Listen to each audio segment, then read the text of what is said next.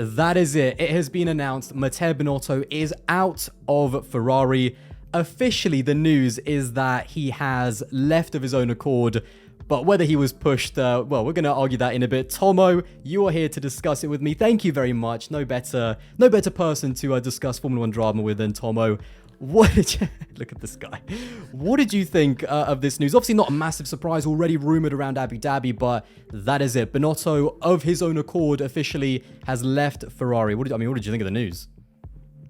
Writing was on the wall, mate. I mean, sure, there's no smoke without fire. With all these Italian media publications talking all about it, it was inevitable. Ferrari's statement stunk of speculative conjecture to me. Maybe they've got the same PR person as Otmar Safnauer.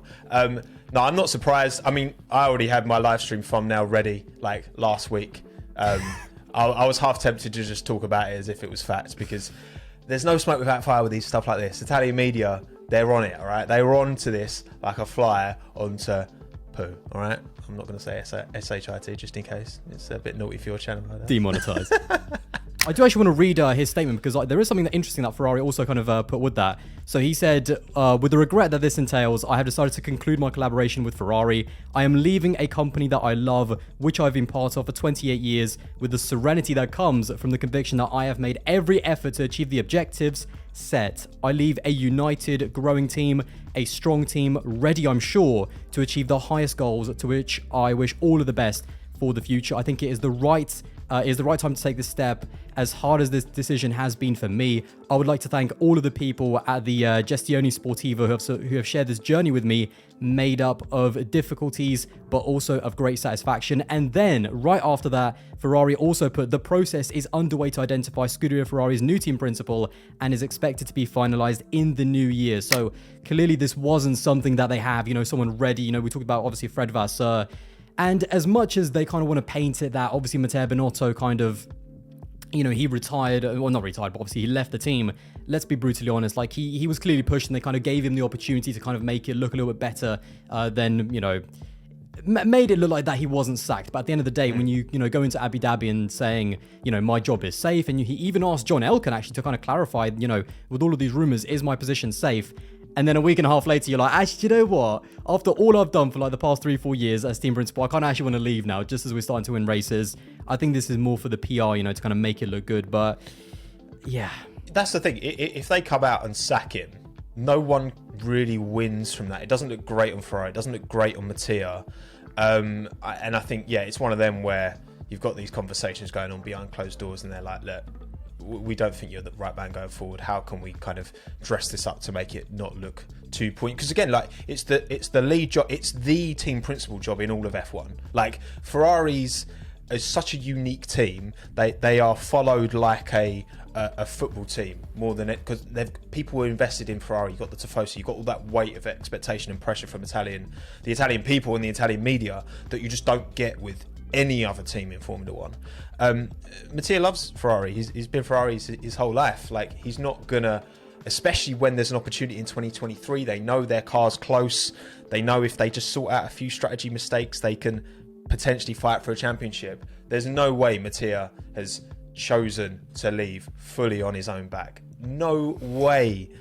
But it does leave a door open for someone else, because I think him being outside of F1 entirely, and I think Ferrari losing him entirely and not keeping him in some kind of CTO, like Chief Technical Officer, or some kind of that type of role, I think that's an opportunity for someone else to come in, because he's clearly a very, very talented, very, very shrewd engineer.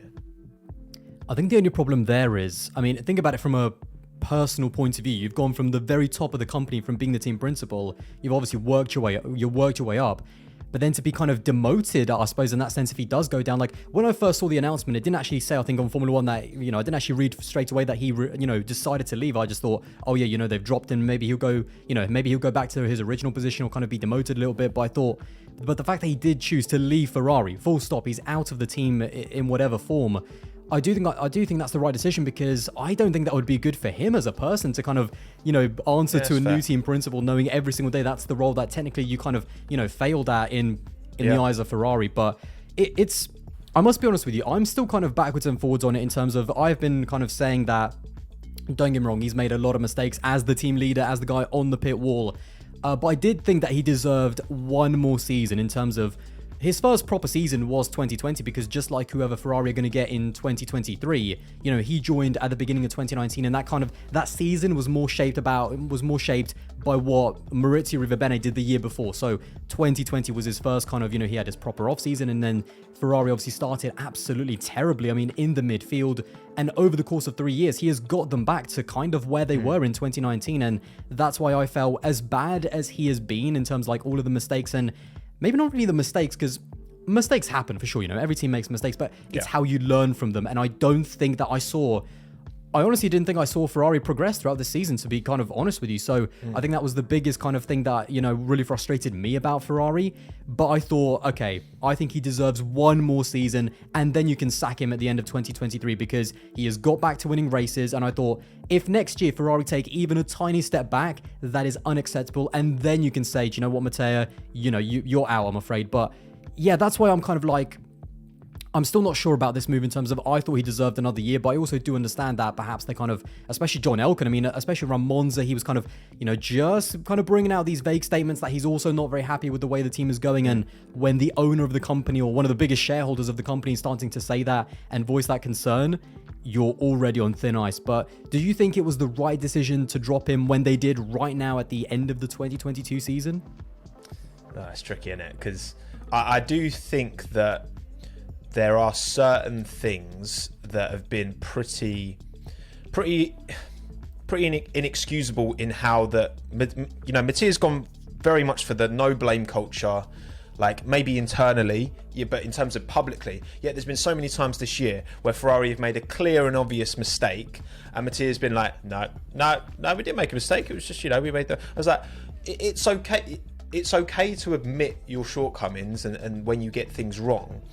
And the problem as well, I guess, because this has become so, you know, whenever Ferrari make a mistake, everyone jumps on it because it's become common. When Red Bull make a mistake, it's a one-off. It gets forgotten. When Red Bull put Verstappen on the medium tyre in the Brazil sprint race, if Ferrari had done that, they would have been absolutely dragged through the mud. And you know what? Like, you earn your credit, right? Red Bull have earned enough credit to kind of get away with that. Ferrari, these mistakes have happened so consistently, it gets to a point where you're just like, something has to change. We've been saying this all season, and I don't know. I think that Mattia's a very, very shrewd. Like, it's a good point you make. It's a very human. It must be a very tough thing to take that step back into a technical role and have someone else have your top dog job. Yeah, I don't know, man. I honestly. I think it would have got better in 23 because he's not stupid. Like, obviously Mattia knows what was going wrong and the amount of issues that happened. Like, he's not naive to that, I'm sure. I think another year, I wouldn't have been against another year necessarily. But at the same time, long term for Ferrari, I think there's also a conversation. You've got to think at how Charles Leclerc's trust in Ferrari as a team has been shaken this year. And he is their Verstappen. These drivers carry a lot of weight these days. I do wonder as well, with all these Vasseur rumours, how much of that is maybe Charles' camp, we don't know, maybe making some noise, because at the end of the day, just like in football, you know, you've got your star player and your star players. It's much easier to get rid of the manager and get someone else in. It's a very different sport, don't get me wrong, but honestly, is it the right choice? Oh, I don't know, mate. Honestly, I can't give you an answer. I'd love to. I mean, I'm literally the same. I don't know. I think it is the right choice to kind of, in the back of my mind, I think it is the right choice to say drop him, but I'm not sure about the timing. I just feel like whoever and I thought it was very telling, again, at the end of that statement where, you know, obviously Binotto, in conjunction with Ferrari, he was allowed to put out a statement saying, you know, that I'm leaving. And at the end of it, they did say that we are going to get in a new team principal at the beginning of next year. So that not only tells you that, I'm not saying this was reactive, but I don't think this is something that they kind of thought at the beginning of the year, like, we're going to sack Binotto. So it clearly shows that they don't have someone ready and waiting that, you know, he's the next up, he's the one that's going to replace him. And I do actually, in a way, I do think that's good, because you talked about the football analogy, and I mean, when you look at the most successful and the best team principals of like our era, you look at, especially the modern one, I suppose, over the last kind of 10, 15 years, you look at Toto Wolff, he's been there since 2014. You look at obviously Christian Horner, he's been there since the beginning in 2005. So he has been there right from the beginning. And Ferrari So it was in 2013, wasn't he? Even exactly, longer. yeah, he was an owner, I think, at that point. So it was just. Yeah. And when you look at Ferrari, they have had in 8 years, they're going to have when they appoint a brand new team principal, 5 team principals in 8 years.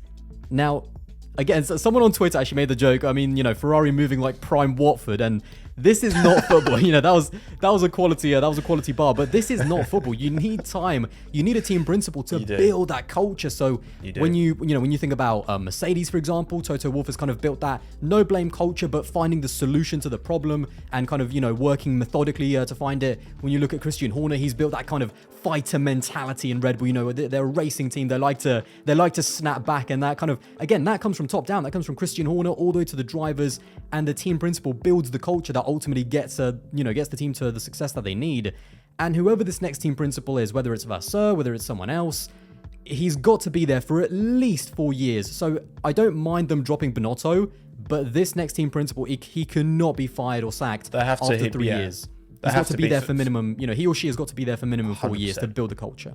100%. No, this isn't, and you know what? Like, I know Binotto is, it seems to be there's been a lack of trust there, and maybe that has waned Binotto's desire to carry on. If you think you're going to get micromanaged from above, right? It's not the fact like we had Fred Vasseur was at Renault for a year and then left because he didn't feel like he was going to get trusted to plant his own seeds at that team.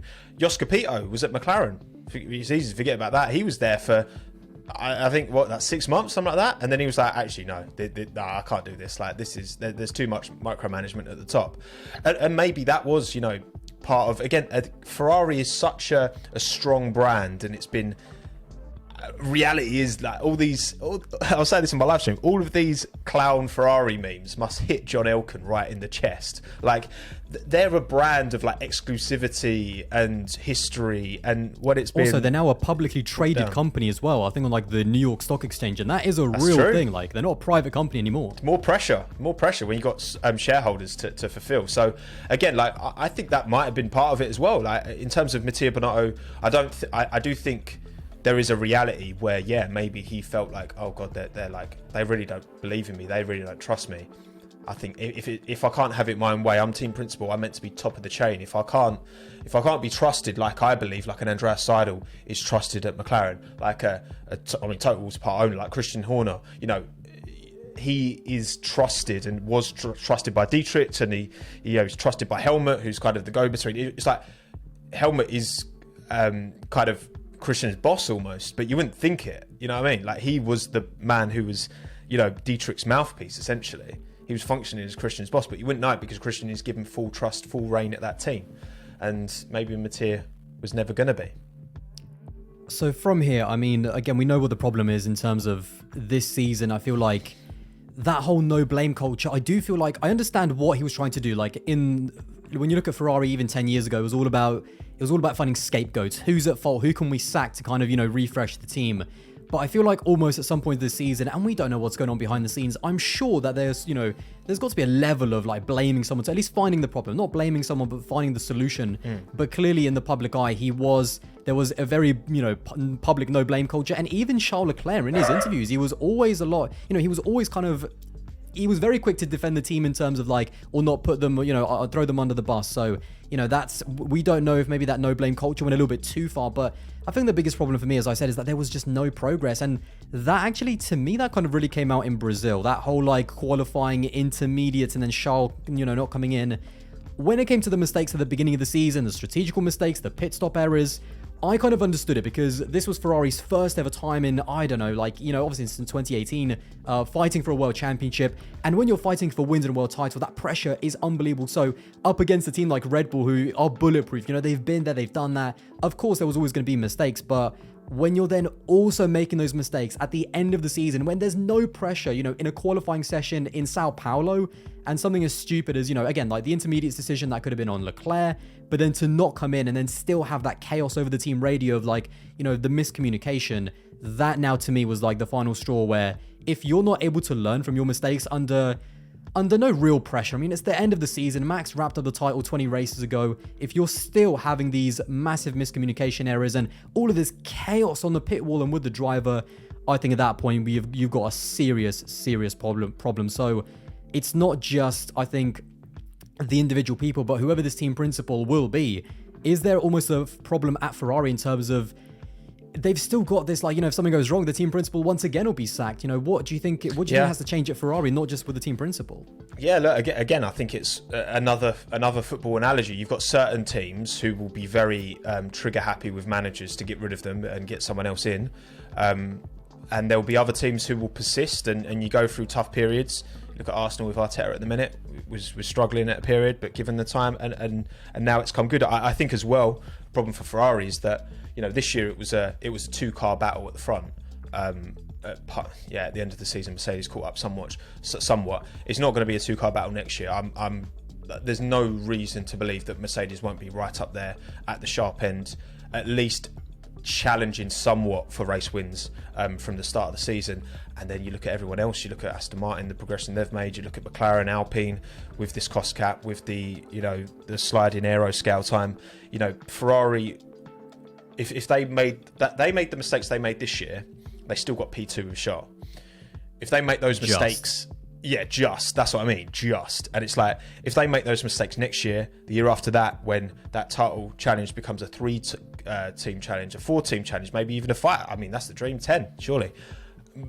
Maybe. But at the end of the day, like, the more competitive it is at the front, the more those mistakes that have been just, you spend all this money, all this time in developing these cars, and then it's just strategy, just time and time again. And yeah, it's been so frustrating to watch. I've really felt for the Tifosi as well. You look at how that team is supported. I wish every team had the support that Ferrari did. That's what I would love the sport to be, and maybe one day it will. But it's just like so consistently let down that it's the hope that kills you, isn't it? Again, I don't think Leclerc would have won the title even if there were no strategy blunders. I still think Red Bull would have come out on top with Verstappen. But it's the metrics, it's the image of Ferrari, it's the future with Charles Leclerc, and keeping him happy. And I just think, I understand why it's happened, but I would love to have seen Mattia make it work. I think he's a very likeable character. He's clearly very intelligent. He was there in the Schumacher days. There's that video, isn't there, of Michael Schumacher coming up. What was it like? This is Mattia Binotto, like the engine engineer or something. Yeah, he's so like awkward and like hello. Hello.